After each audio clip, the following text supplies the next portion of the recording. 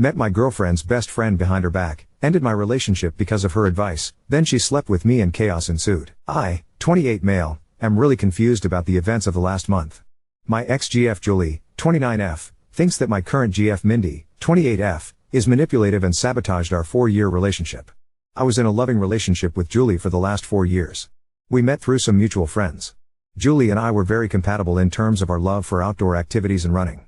We have very similar lifestyles and supported each other well for the last 4 years. We have also been living together for the last 3 years. We even discussed getting married during the summer. Everything was great and I was planning to propose to her over the holidays. However, I started to see changes in behavior in Julie around September. She was acting distant and looked stressed. It was quite noticeable and I was worried. I trust her with all my heart and I could not imagine she would be cheating on me. However, she did spend more time by herself. Around the same time, Julie's friend Mindy messaged me privately and asked me if I could meet her secretly, as she wanted to tell me something about Julie. Mindy and Julie worked together and I have known Mindy ever since I started dating Julie. I was surprised, but to be honest, I assumed the worst. I met her at a cafe after work. She asked me if things were going okay between Julie and me. She told me that Julie told her that she was planning to leave me soon. This was a total shock to me. I asked her if there was anyone else that Julie was interested in and she told me no. Julie confided in her that she was not sure about marrying me. She told me she just had to tell me this as she did not want me to be blindsided. I was devastated.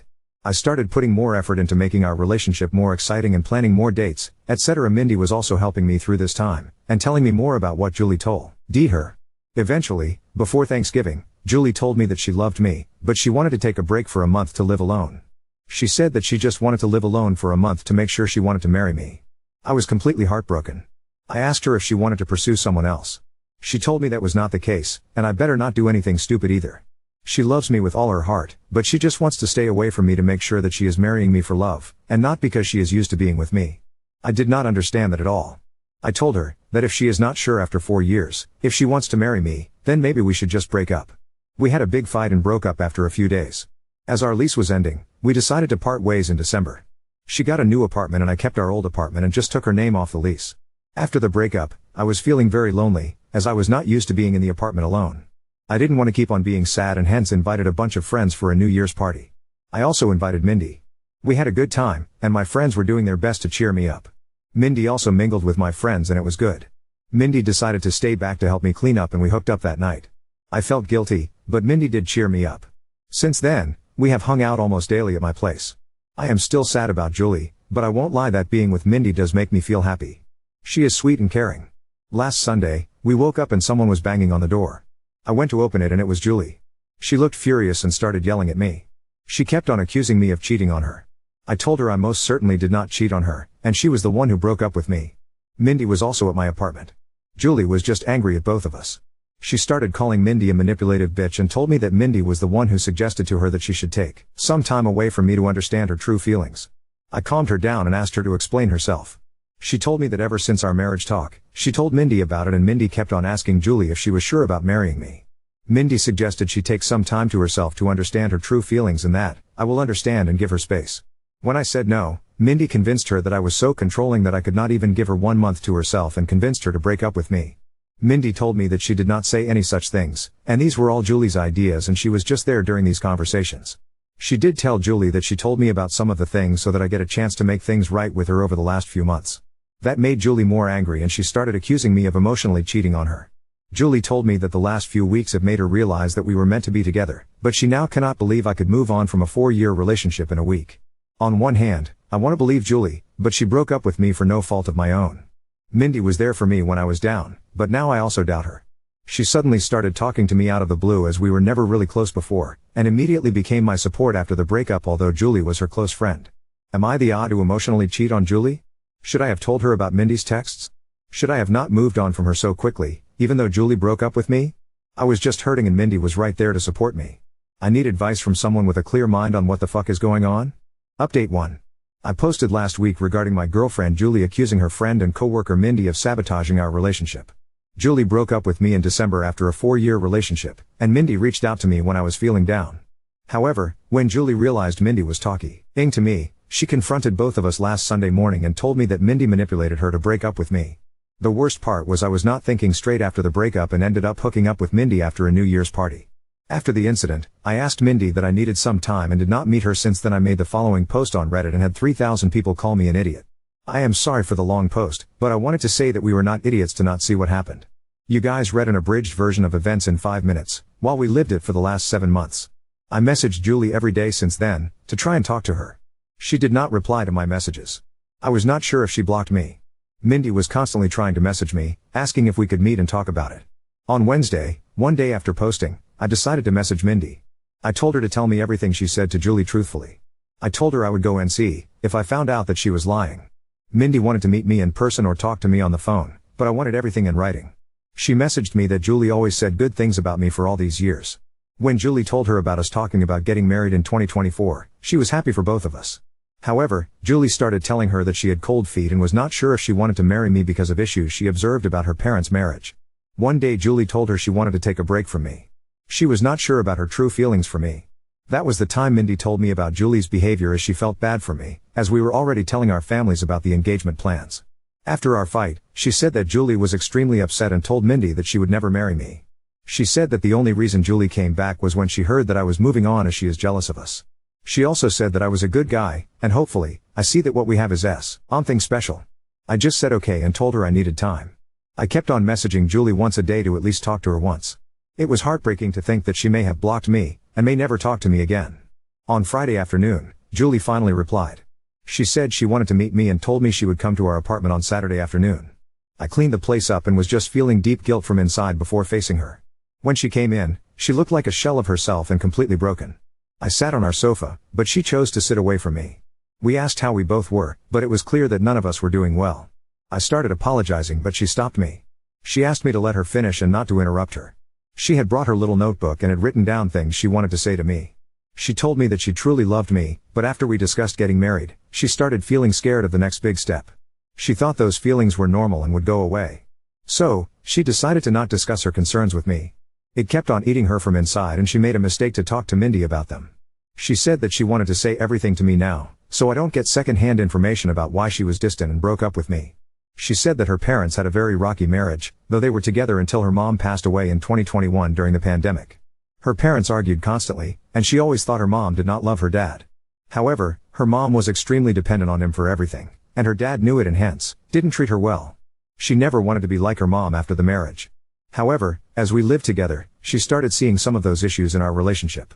For example, when we met, Julie had a lot of credit card debt and was bad at managing her money. I helped her with that.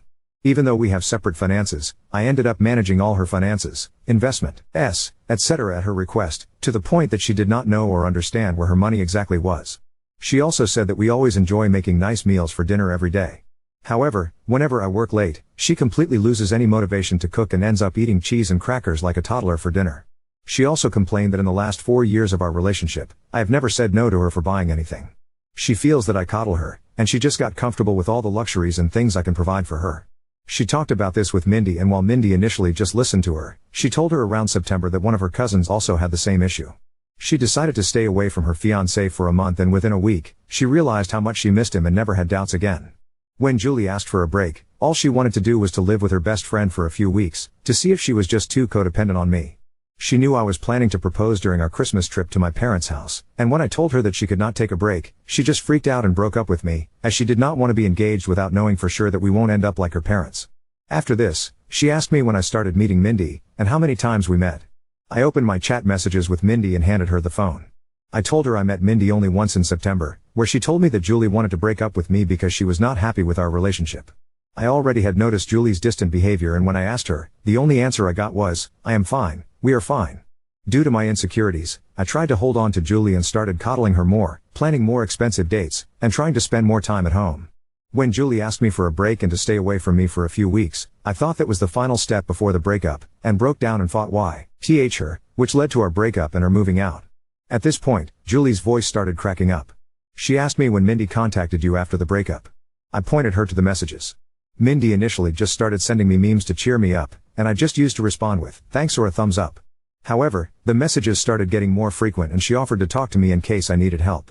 She asked me what I was doing for Christmas and New Year's, and when I told her I was inviting a few friends, she told me that she does not have any plans for New Year's, and I invited her. Julie stopped me there. She told me she did not need to hear the details after that. She told me that when she moved out of our house after our fight, she thought she was just not ready to get married to me. She stayed with her friend for 2 weeks and then got her new apartment in January. She told me that she was miserable and missed me badly. It became more acute when she moved into the apartment alone, and could not stay there for even one night. Her best friend is currently staying with her in the new apartment. She realized she could not live without me within a week of living there. When she asked one of our mutual friends, on Saturday, about how I was doing, she told her about the party and told her Mindy was there. It did not make sense to her why Mindy would be at the party. She concluded that Mindy and I were having an affair during our relationship, and that was the reason Mindy must have tried to break us apart, by constantly telling her that she should not get married if she had doubts. When she saw Mindy in our apartment on Sunday, she completely broke down. However, when she learned that Mindy was also talking to me and telling me the opposite things, she realized how naive she was to throw everything away without properly talking to me first. As hurt as she is seeing me with Mindy, she also does not want to lose me. She kept on calling herself an idiot and apologizing for not telling her concerns to me sooner. I sat next to her and tried to hug her, but she moved away. She asked me if I was willing to still be together, and I told her I would give anything to get her back. She told me she was also willing to forget what happened, but she had a few conditions. Her first condition was that I cut contact with Mindy. I block her everywhere and never contact her again. If I see her standing in front of me, I act as if she is invisible. I was okay with that. Secondly, she has already signed up for individual therapy and is on the wait list. She wants us to do couples therapy so that we can talk about all the concerns we have and work through them. We also decided to hold off our engagement or marriage until we both can get into couples therapy. I was also okay with that too. Finally, she wanted me to forget the last month as a bad nightmare and never talk about it again. And if I ever make a "we were on a break" joke, she will punch me in the face. This was the first time we both smiled. I asked her what she was going to do about Mindy as they worked together. She said the biggest punishment for Mindy is to know that she did not succeed in breaking us up. She wants Mindy to see how happy she is with me. She wants Mindy to be there when she flaunts her engagement ring in the office and gets jealous when we get married. We hugged and I felt so relieved that I had a chance to make things right for her. I asked her to stay and she agreed. The rest of the evening was nice. We ordered DoorDash and watched reruns of Top Chef while cuddling on our couch. In the morning, we discussed moving in back together. I want her to move back to our old apartment, but she wants a fresh start and asked me if I am willing to move into her new apartment. Her new apartment is tiny compared to our current apartment and also not in the best neighborhood, but we will talk about it more and decide. I also will have to deal with the issue of having two 12-month leases, and how to get out of one of them. Currently, Julie went to her apartment after lunch to get some of her stuff for the week and I am writing this post. I am just so lucky that I did not lose Julie despite my terrible actions during the last month. I just hope that I will be able to work things out and get married soon, and this whole incident is a small bump in our perfect relationship. I also don't know how to address the issue where she feels coddled by my behavior and feels like I'm making her codependent on me. It's just my personality and I need to work on that during couples therapy. However, any tips from you guys are welcome on how to make her feel less codependent. P.S. Thanks to everyone who checked on my health during the last few days via direct messages, and sent me numbers for helplines. Don't worry, I am a marathon runner, and don't give up that easy. Update 2. I wrote a few posts 6 months ago regarding breaking up with my then fiancée Julie because she asked me for a break and then hooking up with her friend Mindy. It turned out that Mindy was the one who encouraged Julie to ask me for a break and also befriended me and told me about Julie's intentions in advance. They were the worst few weeks of my life, but Julie and I reconciled and got back together. A lot of you have been asking me for an update, and I feel this is a good time to give a final update. Update 3. After the incident, Julie told me that she wants to get back together and forget about the whole thing, but I could see that she was still hurt by my behavior. I tried to not love bomb her and give her space as that was the reason why we broke up in the first place.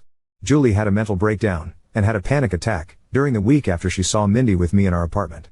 She got an online therapist who she still sees once a week. We also looked for couples counseling and were able to see one almost a month after the incident. We decided to put our plans for marriage on hold until then. I could feel that Julie was making a lot of effort to act normally, but something was not right. I was optimistic about us but was hard to see her suffer because of my actions. During our first couples counseling session, we both opened up about our relationship and talked about the incident. Julie apologized to me for not communicating what was in her mind and how bad she felt for putting me through all the drama. She told me that she did not know how to process her thoughts and did not want to unload all her negative feelings on me and panicked in the moment.